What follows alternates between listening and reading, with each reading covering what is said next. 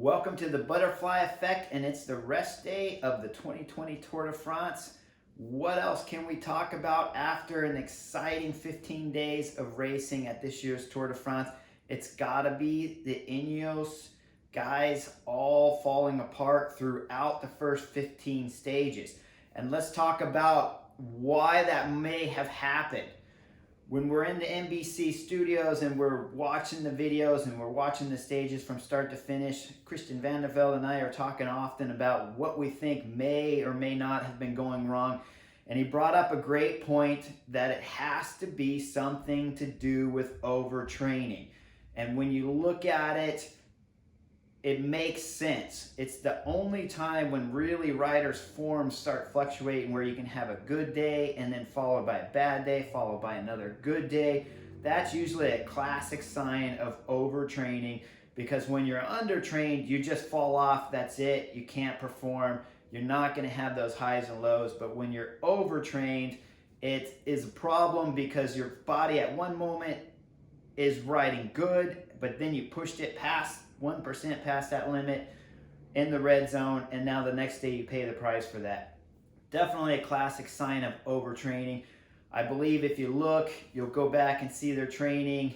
If they listed it for us, we could easily see that they did a big block of training before Tour de Land. Then they started a hard race at Tour de Land where their whole team's trying to control the race. They go to the Dauphiné, you start to see the effects of the Tour de Land start to kick in. They're coming out of the Dauphiné and then they're going straight into the Tour de France. Must have something to do with overtraining. Would love to see the actual calendar of how their training looked coming in. I don't get that personal information, unfortunately. But when you see the signs, they're definitely there of how well Michael Kwiatkowski will ride one day and then drop off a little bit. Egan Bernal will ride good one day and then drop off a little bit. You see all the other guys on the roster falling apart.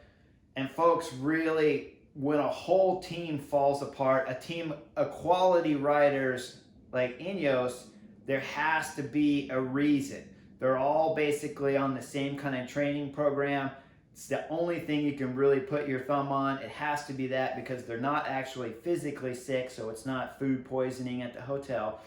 But it's the whole team coming apart at one time. Egan Bernal's form lasted a little bit longer than the rest of the guys on that team, but in general, on NBC, on the air, we were talking about how he was good one day, slightly off the next, good again, and then of course stage 15 where he blew up and lost 7 minutes. Huge. Now you see some of the crashes. Stage 1, Sivakov, he crashed a lot, so that could explain some of the riders' fitness here and there. But in general, when it's the whole team of 8 riders of this quality, of a budget of this team, where they're really monitoring, they're paying attention to every training day before the Tour de France get here, they got to be overtrained. In my professional opinion, and it is just my opinion, it's got to be overtrained.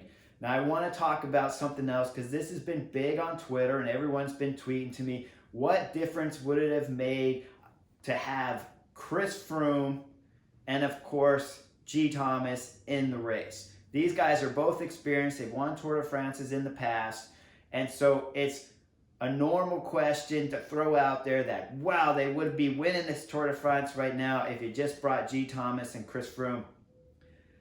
But I'm here to tell you those two were probably overtrained too, and that's why we saw G. Thomas's form not exactly where it needed to be when we left the Dauphiné. His form was still not exactly where he wanted it to believe, I'm sure, and certainly not where the team wanted it to be. I liked their decision to leave those 2 riders off. And now you go, Chris, but G. Thomas is racing at the front at Trino Adriatico. Clearly his form is fantastic, and he should have been at this Tour de France, right? He's racing with the top 5 best guys at Trino Adriatico. And those guys are all getting ready for the Giro. So it's just obvious, Chris, you're completely wrong. He should have been at the Tour de France. No, I bet if we go back, if we can get G. Thomas to release his training data, I bet when the Dauphiné finished, he had a few days off there, really rested, took it easy, let that big training before Tour de Leon and the Tour de Leon stage race and the Dauphiné. He let all that block of training, we're talking a solid 2 months of training there, of hard, intense racing and training. I bet when Dauphiné finished, he had a big block of rest days. He allowed the body to absorb that training. You let the muscles and all the fibers around the muscles in the legs start to come back together, absorb a lot of the fluids in the legs, and finally start to heal all those little micro tears that you get from overtraining. I would love to see his training data for that week after the Dauphiné, and I bet that's the reason why he's going so good right now at Trino Adriatico, and I bet we'll see him at the Giro riding spectacular. But when you watch him at the Giro, you got to keep in mind, if he did the Tour de France after the Dauphiné, I think that block would have been too much, and the 8 other riders on Ineos that are in this Tour de France right now are really the rule of thumb to follow. If 8 of those guys fell apart after doing more or less the same training, you got to believe G. Thomas would have too. Right now, he's got to be thanking his lucky stars that he got left off the Tour de France, and I bet we watch him do a spectacular showing at the Giro this year. So we'll see. My opinion on Chris Froome, he was probably undertrained from the crashes and the accidents and was a little bit behind to begin with. But if you saw the way he raced at the Dauphiné, he was dropping off sooner than a lot of the other Ineos guys. So he would have come out of that, increasing his form a little bit.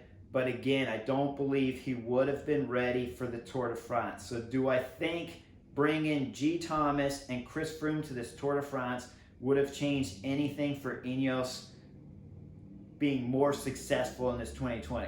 I don't believe so. The whole team is falling apart. When the whole team falls apart, there's another reason for it.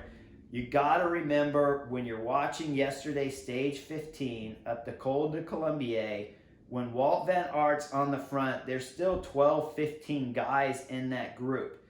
Any of the past year's Tour de France, after last year anyways, a group of 15 would have still had 5 or 6 Ineos riders in that group. So by bringing Chris Froome and Geraint Thomas's Tour de France, wouldn't have had any outcome whatsoever, with the exception, and this is my butterfly effect on today's take, G. Thomas will be spectacular at the Giro. He had 2 good months of hard training and racing, followed by exceptional recovery, I bet, going into Trino Adriatico, where the racing will be ideal preparation to get you ready for the Giro.